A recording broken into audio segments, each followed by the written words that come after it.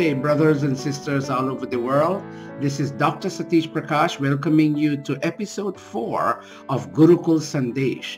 And today I intend to have this conversation with you where we continue talking about God. And today's question is, in what specific ways does God impact my and our personal life? And today, brothers and sisters, I go to the Veda again, and I quote a very simple mantra, and it goes this way. Om Yaha Pranato Nimishato Mahitvaika Idraja Jagato Babhuva Ya Ishe Asya Dvipadasya Tushpadaha Kasmai Devaya Havisha Vidhema.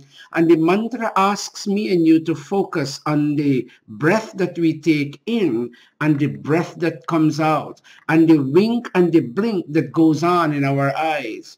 And we ask the question, well, who is responsible for this? It seems rather insignificant. Breath going in and breath going out. All of this seems rather insignificant. Or winking and blinking. All of this seems rather insignificant. But we do not know the value of our wink and blink. And we do not know the value of our in-breath and out-breath until it stops.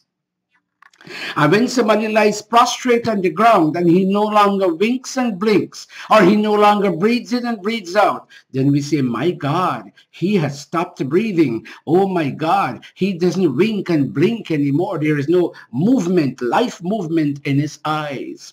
One of our Upanishads, the Kane Upanishad, says, who impels breath to go in? Who is responsible for breath to go in and breath to come out? Who is responsible for speech to begin to be imaged into the world?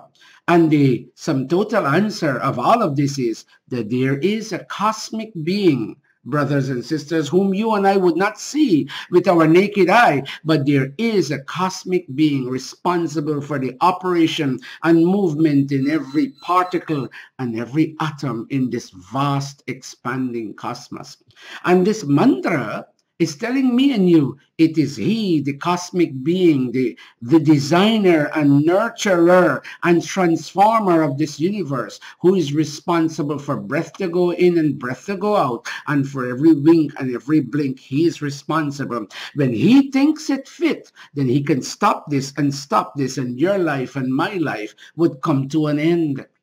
So yaha pranataha nimishataha mahitva, he, through his inherent grandeur, through his inherent majesty, through his inherent glory, he is responsible even for something so very personal for me and for you. So the question is, in what ways does God impact me and you in a very personal, individual way? The answer is, he is responsible for every movement of in-breath and out-breath here, and every movement of every wink and blink here, O mankind. Yah pranataha nimishataha mahitva ika idraja babhuva. And he, this glory that is associated with him, this majesty that is associated with him, is because he is the king and controller of this vast, multiformed, expanding universe. And then it continues to say, look at this. The question is, in what ways does he impact us individually and personally? It is he who, among his cosmic functions, and there are 5 of those, it is he who, among his cosmic functions, one of which is, he balances our actions, our good and our bad. And if our good outweighs our bad, simplistically put, he awards us a new birth in the form of a human being. And if it's the other way around, if our bad outweighs our good, he awards us a life form among the animal kingdom or among vegetation, among trees and plants. And this is where transmigration and reincarnation comes in. Imagine the world like a ladder. And this ladder has rungs for me and you to climb on. And as we climb, we reach the very top, which is our ultimate destination of freedom. But halfway on this ladder, there is a cutoff, and that cutoff is is what separates human birth from animal birth.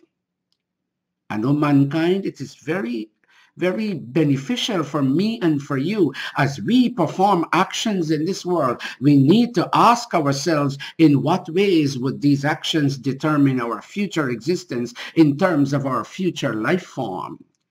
So the mantra is telling me and you, Ya Ishe Asya Dvipadascha Tushpadaha, it is he who, in a very personal, individual way, who determines whether, based on our actions, whether we should be born in our next life form as a human or as an animal.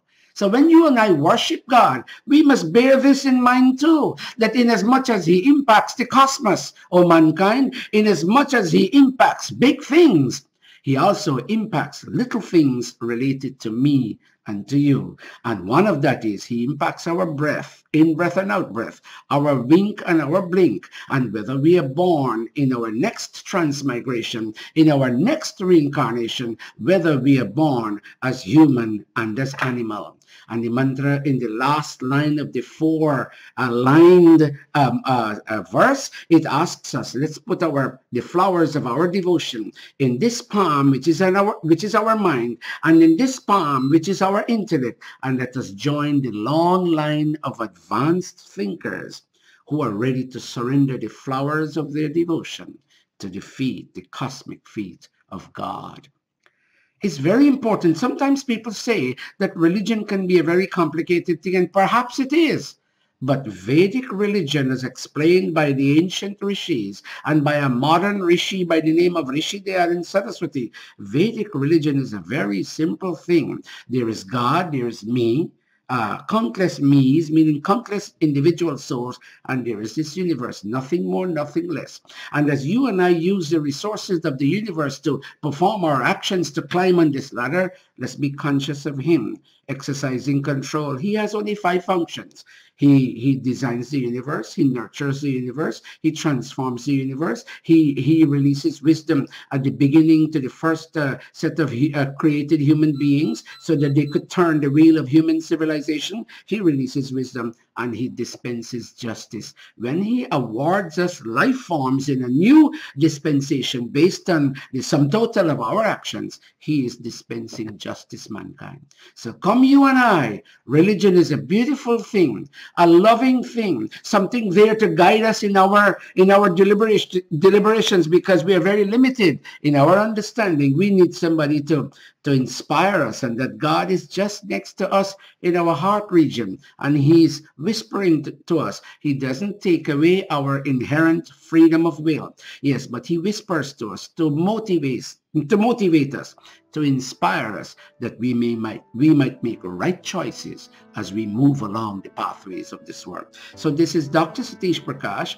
Again, you can catch me 917-680-2948 on WhatsApp and on this phone. And you can also find me on Facebook, Satish Prakash at yahoo.com. I invite you to go to our website every week, www.aryasamajtoday.com, for our weekly satsang at Maharshi Dayanand Gurukula here in Jamaica, Queens, New York City. Until we reach again for episode 5, this is Dr. Satish Prakash saying namaste to you. May God bless you, and may you find freedom in this very lifetime.